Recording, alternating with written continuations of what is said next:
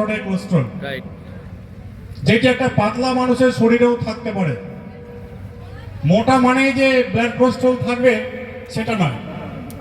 আমার ওয়েট ছিল 92, blood cholesterol normal. 92 এর পরে ব্লাড কোলেস্ট্রল নর্মাল হয় কি করে? আমার উচ্চতা অনুযায়ী ওজন থাকা দরকার হাইস্ট 63, তাহলে কত কেজি বেশি হচ্ছে? 30 কিলো, 1.5 গুণ ব্লাড কোলেস্ট্রল নর্মাল। যেহেতু আমার খাবারগুলো আমি খুব চেক করে খাই, ওয়েট বেড়ে গেছে ঠিক আছে, কিন্তু আমি খাবারগুলো খুব চেক করে খাই। নিউট্রিশন খাবার, জীবন্ত খাবার, মৃত খাবারে কোনো কাজ নেই। এবার আমি মেলাবো এই নিউট্রিশনের সঙ্গে বা যে হার্বাল লাইফে যেসব খাবার আপনাদের হাতে তুলে দেওয়া হয়, এই খাবারের সঙ্গে ডাক্তারি পদ্ধতিতে, ডাক্তারি মতে কতটুকু গ্রহণযোগ্য। আজকে আমরা মূল্যবান কথা শুনতে পাচ্ছি ডাক্তার সাহেবের মুখ থেকে, খুব ভালো লাগছে। একদম জোরতালি, হাততালি হবে। এবং স্যারকে বলবো একটু স্যার সংক্ষিপ্ত করতে হবে, কারণ ওনারা অনেক দূর থেকেও আমাদের লোকজন এসেছেন। একটু আপনার বেস্ট ফিলিংস এগুলো একটু ব্যাপারে স্যার শেয়ার করুন। তো এবার শুধু আমি হার্বাল লাইফের বিষয়টা একটু মিলিয়ে আমি ছেড়ে দেবো। যে খাবারটা আপনারা খাচ্ছেন, এই খাবারটা যদি আপনি মনে করেন যে হার্বাল লাইফ থেকে আমি খাবো না, আমি খাবারের মাধ্যম দিয়ে খাবো, সম্ভব।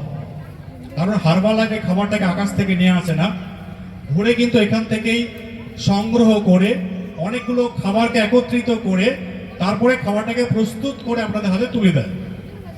যেমন আমাদের শরীরে প্রায় 30 থেকে 32 প্রকারের খাবারের প্রতিদিন প্রয়োজন, যেটি মানুষ জোগাড় করতে গেলে পাগল হয়ে যাবে। ভিটামিনস দেখুন, মিনারেলস দেখুন, মিনারেলসের প্রায় 10 থেকে 12টি, ভিটামিনসের প্রায় 7 থেকে 8টি। এই সমস্ত খাবারগুলোকে একত্রিত করে হার্বালসের যেসব এগুলো মানে সাপ্লিগুলো তৈরি হয়, যেসব খাবারগুলো এগুলো রয়েছে, নিঃসন্দেহে আপনারা খেতে পারবেন। এটি একটি খাবার, এতে কোনো সন্দেহ নেই যে কোনো সাইড ইফেক্ট আছে। অনেকে অনেক কথা বলবে, এই খাবার আমি নিজে 7 বছর ধরে গবেষণা চালিয়ে তারপরে আমি আশ্বস্ত হয়ে আমি 17 নভেম্বর হার্বাল লাইফে জয়েন করি। আমি অনেকটাই গ্রোথ করেছি। আমি মেডিকেলের দিক থেকে আপনাদেরকে হেল্প করার জন্য নিশ্চয় আপনাদের কোচের সঙ্গে আপনারা কথা বলবেন, কোচের মাধ্যম দিয়ে আমার খবর পেয়ে যাবেন, আমার সঙ্গে কন্ট্যাক্ট করতে পারবেন। যদি কোথাও আটকে যান, কোনো প্রশ্নে আটকে যান, অবশ্যই আমাকে জানাবেন, সলভ করে দেবো ইনশাল্লাহ।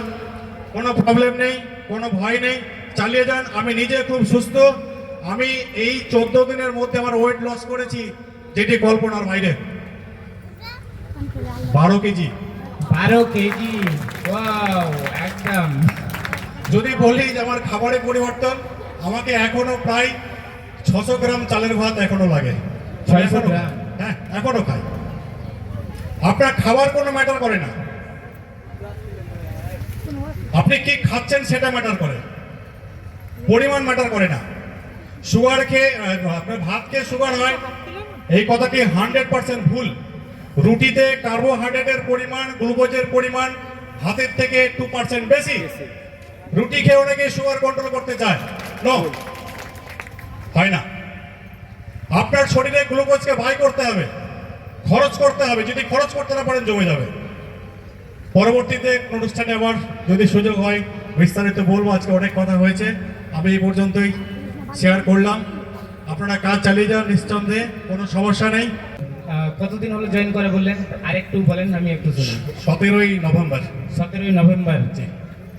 14 দিনে 12 কিলো ফ্যাট লস।